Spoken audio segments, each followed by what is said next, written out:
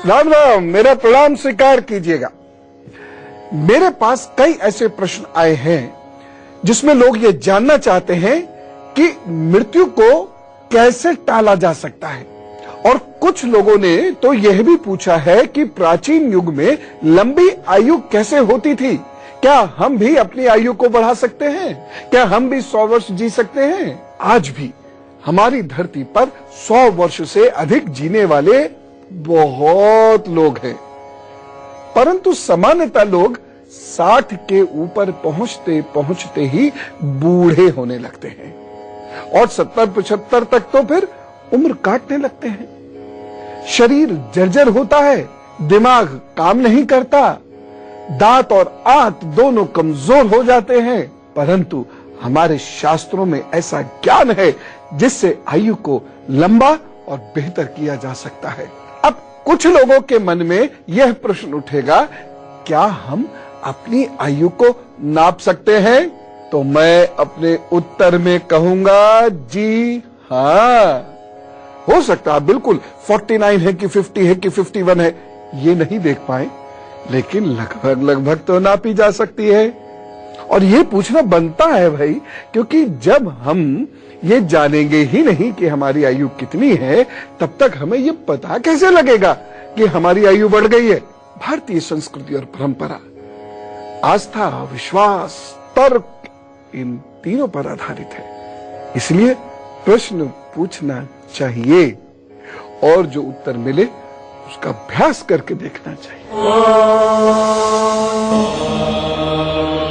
गरुड़ पुराण के अनुसार जब आत्मा शरीर छोड़ती है तो उसे 2 यमदूत लेने आते हैं, जैसे हमारे अभ्यास करके देखना चाहिए। गरुड़ पुराण के अनुसार जब आत्मा शरीर छोड़ती है तो उसे 2 यमदूत लेने आते हैं, जैसे हमारे कर्म होते हैं उसी तरह वो हमें ले जाते हैं। अगर मरने वाला सज्जन है, पुण्य आत्मा है, तो उसके प्राण निकलने में कोई पीड़ा नहीं होती है, लेकिन अगर वो दुराचारी या पापी हो तो उसे बहुत तरह की पीड़ा सहनी पड़ती है। गरुड़ पुराण में ये उल्लेख भी मिलता है कि मृत्यु के बाद आत्मा को यमदूत केवल 24 घंटों के लिए ही ले जाते हैं। इन 24 घंटों में उसे पूरे जन्म की घटनाओं में ले जाया जाता है, उसे दिखाया जाता है कि उसने कितने पाप और कितने पुण्य किए। इसके बाद आत्मा को फिर उसी घर में छोड़ दिया जाता है जहां उसने शरीर का त्याग किया था। इसके बाद 13 दिन के उत्तर कार्यों तक वो वहीं रहता है। 13 दिन बाद फिर यमलोक की यात्रा करता है।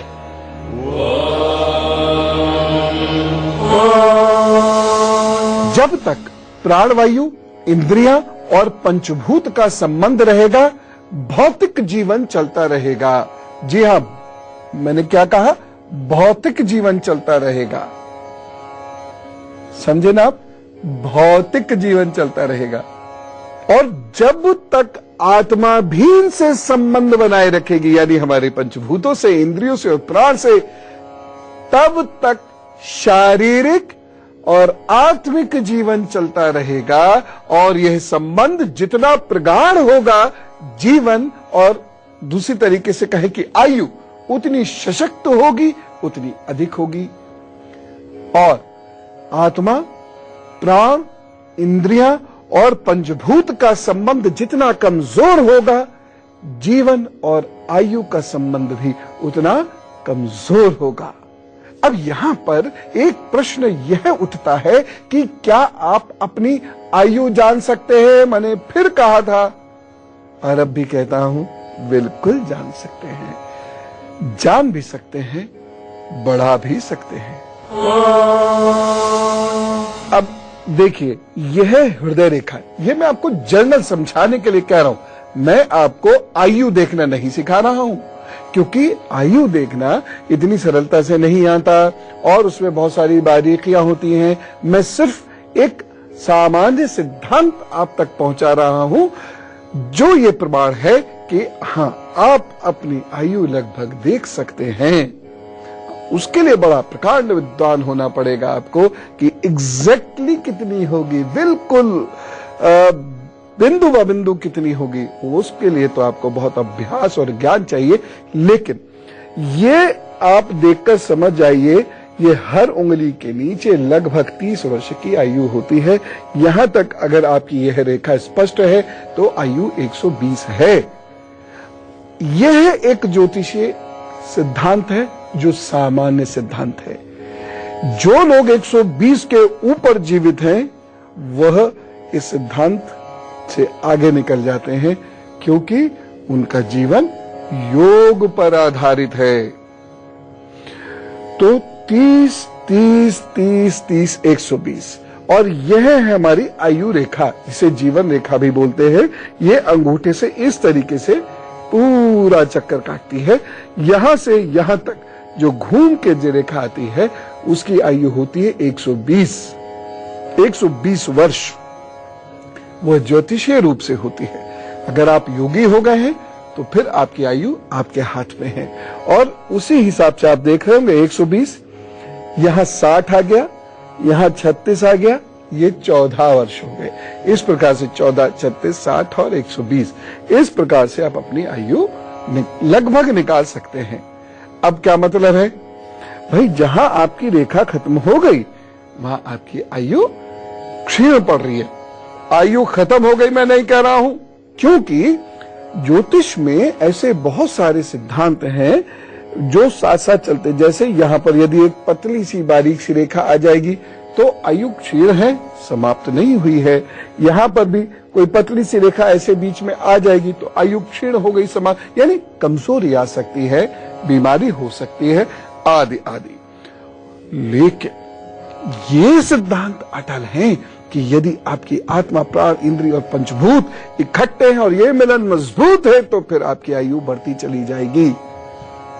अगर शास्त्र में ये लिखा है कि इच्छा मृत्यु संभव है तो इच्छा मृत्यु संभव है।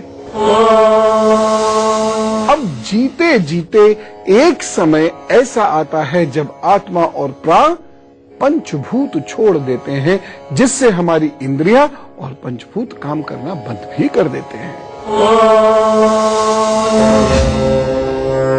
वायु के 5 प्रकारों में प्राण, अपान, समान, उदान और 5वां व्यान शामिल है। आत्मा बुद्ध स्थान से परमात्मा से जुड़ी रहती है तथा प्राण नाम से परम प्राण से जुड़े रहते हैं। जब ये प्राण वायु और इंद्रियों का संबंध पूर्णतः टूट जाता है, या ये कहें कि हमारा भौतिक शरीर जब प्राण को धारण नहीं कर पाता तो प्राण निकल जाते हैं, या वायु फिर वापस नहीं आती, जिससे हमारे शरीर के हिस्से, बाल और नाखूनों को छोड़कर कोई अंग काम नहीं कर पाते। परंतु योग के प्रभाव और अभ्यास से इस आयु को बढ़ाया जा सकता है और शरीर को भी स्वस्थ किया जा सकता है। परंतु यहां एक बात मैं स्पष्ट करना चाहूंगा कि ईश्वर की कृपा अवश्य प्राप्त होनी चाहिए, क्योंकि वही आत्मा और प्राण रूप में शरीर में आते हैं और आपकी आयु प्रारंभ होती है। उसकी कृपा के बिना आप जीवित नहीं रह सकते। आप प्रयास कर सकते हैं, केवल फल वही देते हैं। अतः उसकी उपासना के बिना आयु को प्राप्त करना या आयु को बढ़ाना असंभव है। तो निष्कर्ष यह है कि प्रार्थना और योग, इन दोनों के समन्वय से ही यह संभव है कि आपकी आयु बढ़े और बहुत बढ़े, और जितने दिन आप जीवित हो आप सशक्त रूप में जिए। यदि आपको अधिक आयु जीना है तो आपको अपनी प्राण वायु को साधना होगा। इसको साधने से इच्छा मृत्यु की शक्ति भी प्राप्त हो जाती है, लेकिन मृत्यु तो होगी होगी।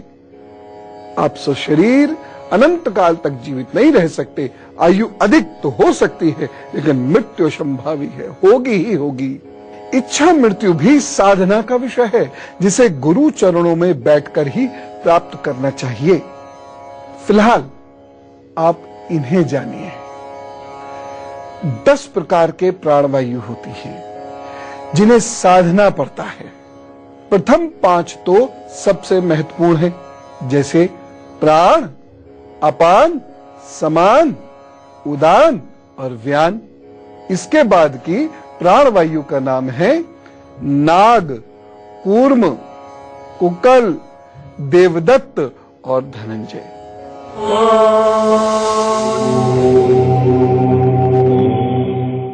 प्राणवायु मुख्यतः 10 प्रकार की होती है और ये शरीर की संपूर्ण संचालन प्रक्रिया को नियंत्रित करती है। साथ ही इन सभी प्राणवायु की उपस्थिति भी शरीर में अलग अलग स्थानों में होती है। प्राण नामक वायु शरीर में मुख, नाक, नाभि और हृदय में विद्यमान रहती है। इसका कार्य श्वास को भीतर ले जाना और बाहर ले जाना है। अपान वायु गुदा, लिंग, जांग, घुटने, कमर, नाभि और पिंडलियों में विद्यमान रहती है। मलमूत्र का त्याग अपान वायु का कार्य है। अपान के बाद हम बात करते हैं समान वायु की। समान वायु पूरे शरीर में व्याप्त होती है और शरीर के सभी अंगों का संचालन सही तरीके से हो, यही इसका प्रमुख कार्य है। वहीं उदान वायु का कार्य ऊपर की ओर गमन करना है और उदान वायु दोनों हाथों और पैरों में विद्यमान रहती है। व्यान वायु हमारे दोनों कान, नेत्र, कंधों, टखनों के कंठ में रहती है। कंठ में विद्यमान होने के कारण ही इसे ध्वनि व्यंजक भी कहा जाता है। नाग आदि पांचों वायु चमड़ी और हड्डी में विद्यमान रहती है। डकार, वबम आदि नाग वायु का कार्य है, तो वहीं शरीर में शोभा आदि का संपादन धनंजय वायु का कार्य है। आंखों को खोलना, बंद करना कूर्म वायु का काम है। भूख प्यास का नियंत्रण कृकल वायु का कार्य है और देवदत्त वायु का कार्य तंद्रा और आलस्य का नियंत्रण करना है।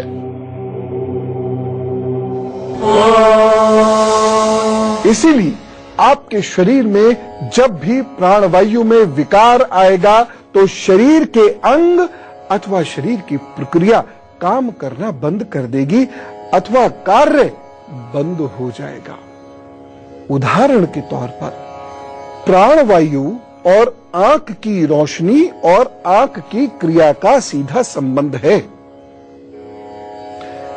देखो, हमारे बुजुर्ग जो बात कहते थे, शब्दावली भिन्न हो सकती है, बात सही कहते थे। पुराने वैद्य और बुजुर्गवार क्या कहते हैं आज भी?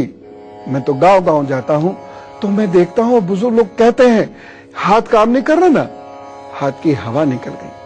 देखिए, कहने का तरीका बेहद साधारण है और आपको अनएकेडमिक लगेगा, लेकिन वैज्ञानिक है। क्योंकि आंख में यदि प्राण कमजोर हो जाएगा तो आंख को देखने की शक्ति, आंख की देखने की शक्ति, क्षमता कमजोर होने लगेगी। और यदि आंख की वायु कमजोर हो गई या निष्क्रिय हो गई तो आंख से दिखना बंद हो जाएगा। आंख एक जगह टिक नहीं पाएगी, ऐसे ऐसे ऐसे से भागती रहेगी। इसी प्रकार से एक और बात मैं आपको बताता हूं अपान वायु के बारे में। यदि किसी व्यक्ति की अपान वायु कमजोर हो जाती है, चाहे वो स्त्री हो अथवा पुरुष, तो उसकी संतान उत्पन्न नहीं हो सकती। और देखिए, इस धरती के ऋषियों का क्या बृहद विज्ञान है। वो आपके शरीर, आपको ऐसे लिटाकर आपके शरीर में इसी प्रकार से अपान वायु को संतुलित करते हैं और पुरुष में संतान उत्पत्ति की क्षमता आ जाती है और स्त्री में गर्भ धारण करने की क्षमता आ जाती है। भारत माता की जय। अब इन सभी को कैसे ठीक किया जा सकता है? प्राण, अपान, उदान, समान, व्यान कैसे ठीक किया जा सकता है? भाई, हम तो 100 साल जीना चाहते हैं, 100 साल में हिंदुस्तान को देखना चाहते हैं, 100 साल ये वाला डेवलपमेंट देखना चाहते, पर पोते की शादी किए बिना नहीं जाना चाहते। प्राणायाम के माध्यम से आप 100 साल जीवित हो सकते हैं।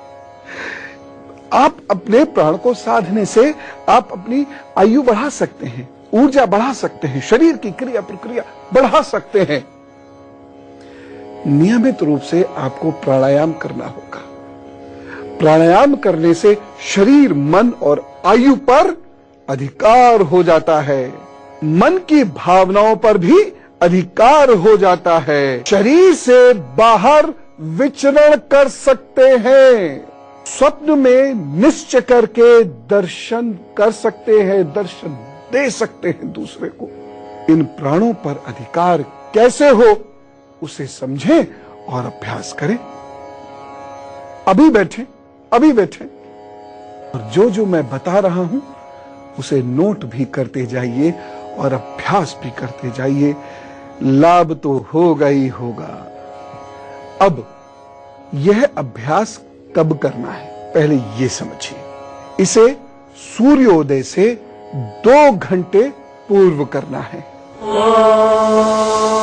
अब बैठना सीखिए। सबसे पहले तो क्या कीजिए, जब भी आप प्राणायाम करने वाले हो तो इस तरीके से शरीर को सीधा, पैरों को ऐसे, यानी इस तरीके से ये एंगल बनना चाहिए। आपकी कमर सीधी हो, एकदम तानिएगा नहीं, धीरे छोड़ते हुए, धीरे धीरे आदत पड़ जाएगी। और पैरों को हल्के हल्के ऐसे ऐसे ऐसे ऐसे आप चलाइए, ठीक है ना। ये ऐसे ऐसे सारे शरीर में गर्मी आने लगती है इससे, ये। और उसके बाद आप सुखासन में बैठ जाइए, इस तरीके से बैठकर। बड़ा आसान है, जरा शुरू में दिक्कत होती है, फिर सब आसान हो जाता है। सुखासन में ऐसे बैठ जाए, शरीर सीधा और स्थिर। शरीर स्थिर कब होगा, जब मन शांत होगा। और मन शांत कब होगा, जब सारी दुनियादारी भूलकर खुद को प्रभु के हवाले कर दो। बस यही एक तरीका है, परम ईश्वर के, परम तत्व के, परमात्मा के हवाले स्वयं को कर दीजिए। अब सांस कैसे लें यह सीखिए। सबसे पहले हाथों को ऐसे रखिए और सांस को बाहर फेंकिए, भर के बाहर फेंकिए।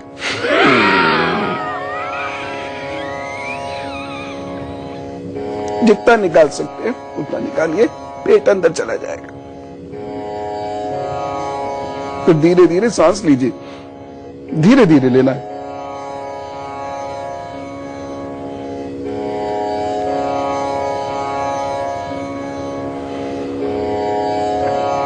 फिर सांस लीजिए धीरे धीरे और फिर बाहर फेंक दीजिए।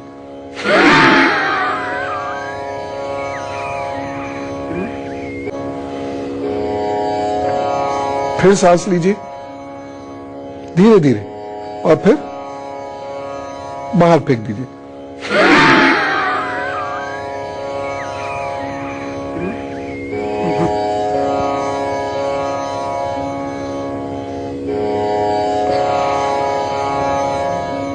कुंभक भी 2 होते हैं, बाह्य आंतरिक। जब सांस बाहर फेंक के रोक रहे हैं तो बाह्य कुंभक हो गया। अब सांस इसे कम से कम 5 बार कर लीजिए तो आपके फेफड़े अच्छा काम करने लगेंगे। सांस शुद्ध होगी, ऑक्सीजन ज्यादा होगी, कार्बन डाइऑक्साइड कम होती चली जाएगी। अब क्या करना है, 5 बार हमने सांस निकाली है बाहर।